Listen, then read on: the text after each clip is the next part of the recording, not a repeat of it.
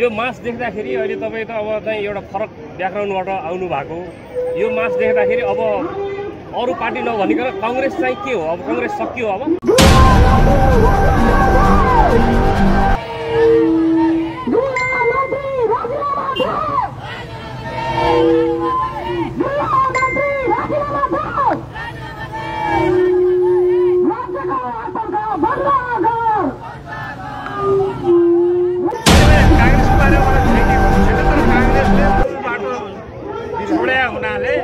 मैले चाहिँ उनीहरुसँग पृथक विचार राखेर आफ्नो अभियान चलाएको म स्वयं स्वतन्त्र उम्मेदवार भएर उठ्याउ नि त त्यो किन उठ्यायो भनेदेखि कांग्रेस पार्टी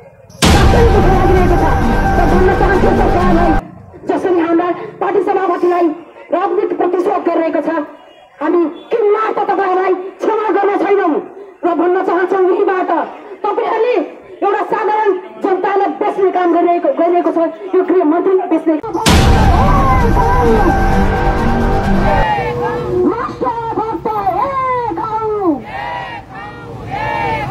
सहकारी पीडितलाई न्याय देऊ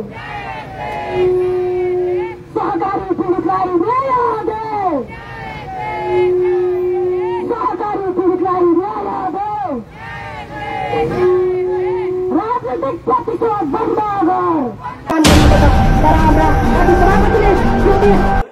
एउटा भ्रष्टाचार मुक्त देश बनाउँछु भन्दै आफ्ना हजारौं सपनाहरूलाई थाती राखेर नेपाललाई एउटा समृद्ध देश बनाउँछु भनेर आउँदै गर्दा आज सत्य बन्नेहरूलाई दमन गरियो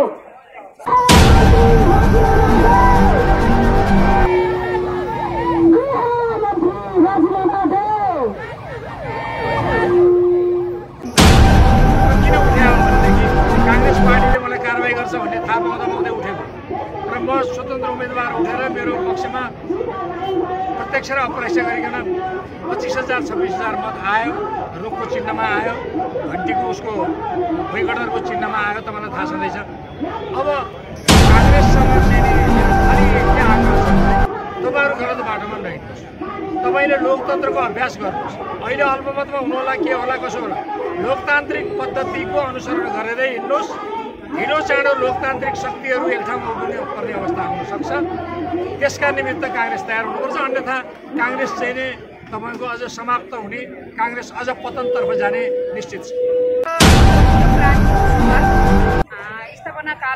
स्थापना दिवस आज तेस्रो स्थापना दिवस र चितवनमा जति पनि राष्ट्रिय स्वतन्त्र पार्टीमा आबद्ध हुने साथीहरू जति पनि शुभचिन्तकहरू जति पनि अभिभावकहरू जति लिडर मतदाता जति पनि हामीले आज आह्वान गरेका छौं आज नीलो क्रान्ति सुरुवात भएको दिन यो देशमा शासकहरूले शासन चलाएर देशमा भएका जनताहरूलाई जनताले पाउने अधिकारहरू नपाएर हामी विद्रोहका रूपमा एउटा नीलो क्रान्तिको रूपमा जन्मेको दिन उत्रेको दिन हामी आज एकदमै महोत्सवका साथ मनाउँदै छौं र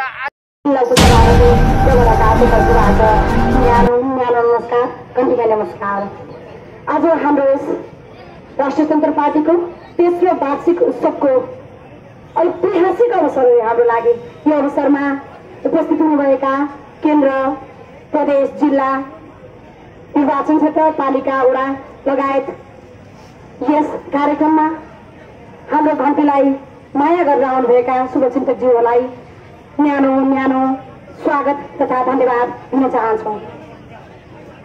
राष्ट्रिय स्वतन्त्र पार्टी नेपालको चौथो दल जुन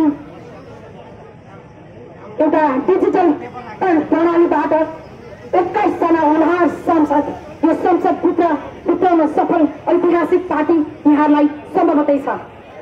यो हुँदै गर्दा जुन चितवनले दिएको होनहार हाम्रा पूर्व गृहमन्त्री राष्ट्रिय स्वतन्त्र पार्टीका सभापतिलाई जुन राज्यले प्रतिशोध गरेको छ यो साह्रै नै निन्दनीय छ। तपाई हामीलाई हार्ने छुट छैन गल्ने छुट छैन। तपाई हामीले मङ्सिर 4 को निर्वाचनमा जसरी रवि सरलाई अत्यधिक मतले विजय गरायौं त्यसै गरी नै फेरि 7 को निर्वाचनमा 55,000 मत दिएर यही चितवन क्षेत्र नम्बर 2 ले गृह मन्त्री बनाउन सफल हाम्रा पार्टी सभापतिलाई जुन राज्यले राजनीतिक प्रतिशोध गरिरहेको छ तपाई हामी यसरी हार्ने छुट पक्कै पनि छैन। र यो पावन अवसरमा दुःख लागिरहेको छ साँच्चै दुःख लागिरहेको छ र भन्न चाहन्छु सरकारलाई जसरी हाम्रा पार्टी सभापतिलाई राजनीतिक प्रतिशोध गरिरहेको छ। हामी किन तपाईँलाई क्षमा गर्न छैनौँ र भन्न चाहन्छौँ यहीँबाट तपाईँहरूले एउटा साधारण जनतालाई बेच्ने काम गरिरहेको छ, यो गृहमन्त्रीलाई बेच्ने काम गरिएको छ।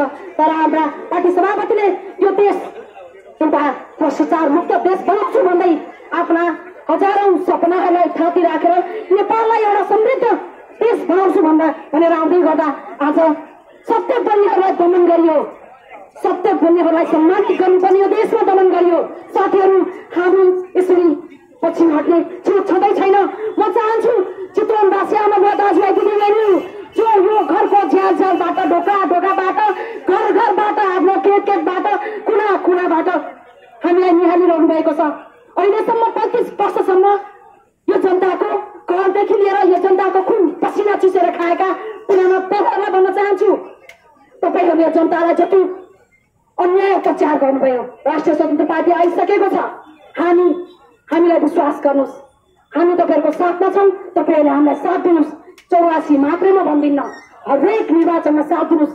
हामी चौथो दल होइन, 84 मा पहिलो दल भनेर त्यसैले म भन्न चाहन्छु यो देश यसरी अहिले हामी जनता एकदमै यो देशमा थोरै हुँदै गइरहेका छौँ। युवाहरूलाई बेची आफ्ना अरबौंका घरहरू स्विजरल्यान्डदेखि लिएर सिङ्गापुर दुबईमा प्रत्येक ठाउँमा ठुल्ठुला घरहरू बनाउने ती शोषकहरूलाई भन्न चाहन्छु, राष्ट्रिय स्वतन्त्र पार्टी आइसकेको छ।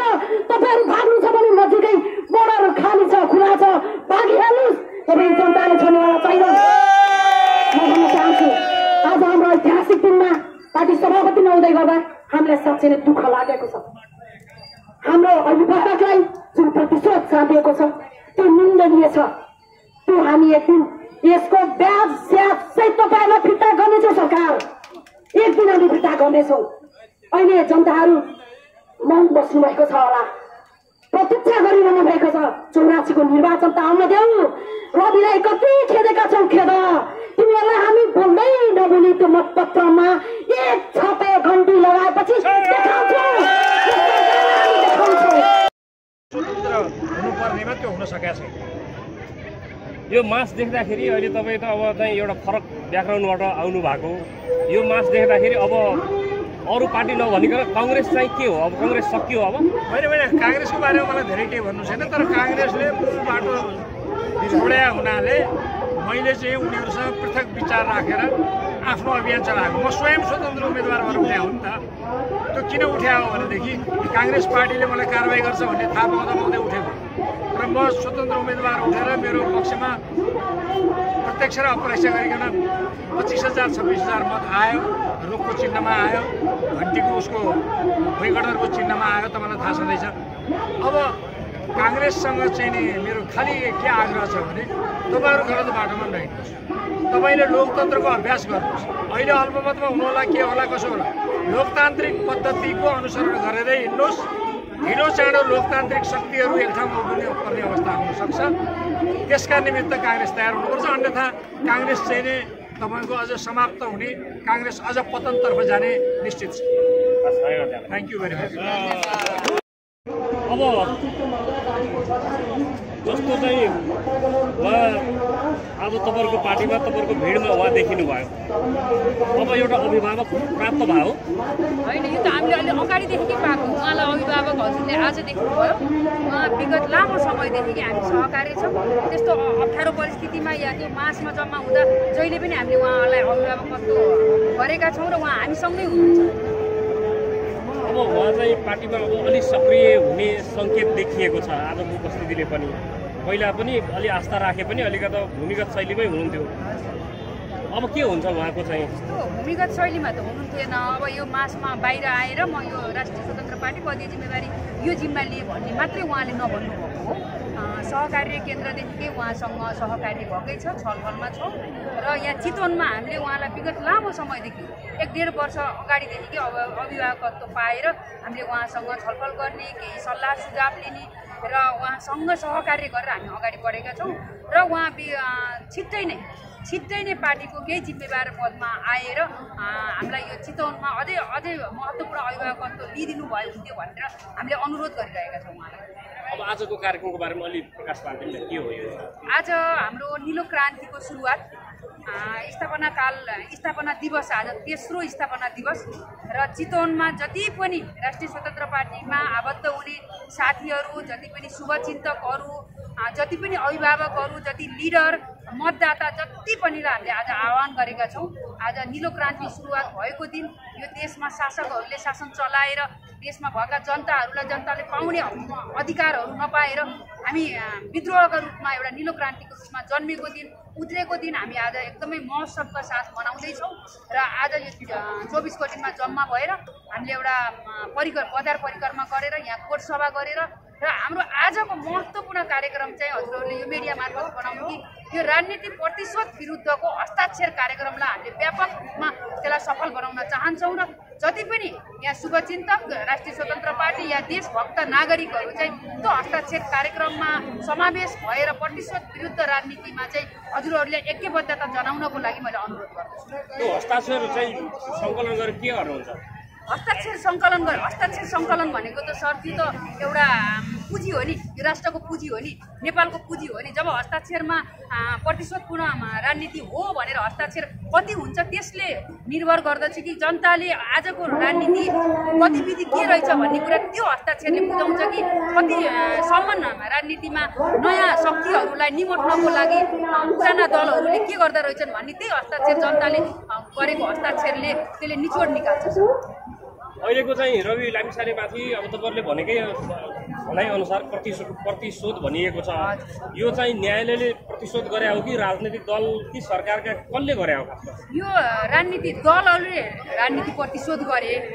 जब नयाँ शक्तिहरू उदयमान भए, यो हामीलाई मात्रै होइन, तपाईँले अहिलेको गतिविधि हेर्दै जानुहुन्छ, जुन पनि नयाँ शक्तिहरू चाहिँ, किनकि यो पुरानो राजनीतिक दलहरूले यो देशलाई दोहन गर्न या उहाँहरूले आफूले देशलाई कसरी चलाउने भन्ने एउटा न्यायालयलाई पनि हातमा लिएको अवस्था देखिन्छ आजको स्थितिमा।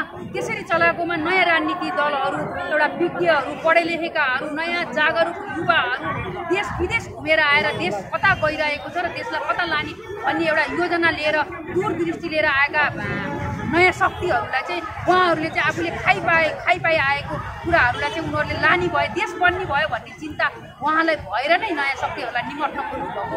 त्यही कारणले हामीले यसलाई राजनीतिक प्रतिशोध किन भन्दैछौँ भने एउटा आफ्ना तमाम सुख सुविधा छोडेर एउटा विदेशमा गएर पनि, विदेशलाई पनि छोडेर नेपालमा आएर 14 वर्षसम्म एउटा पत्रकारमा बसेर देशलाई, जनतालाई एउटा न्याय दिनुभएको रवि लामिछानेले अब म पत्रकारमा बसेर मात्रै न्याय दिएर भएन है, एउटा दल खोलेर राजनीतिक रूपमा म बाहिरै उत्रेर जनताले मलाई साथ दिन्छन् भनेर बाहिर उत्रेर एउटा राजनीतिक दल खोलेर अगाडि बढ्दै गर्दा यी पुराना शक्तिहरूले निमट्न खोज्दै गर्दा र आज सहकारीको उमा अघि पनि हाम्रो जगन्नाथ सरले भनिसक्नुभयो, न सञ्चालक हो, न ऋणी हो, न बचतकर्ता हो, केही पनि होइन।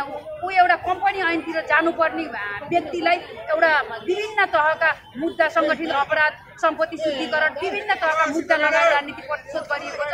यसैलाई नै राजनीति प्रतिशोध भनिएको हो।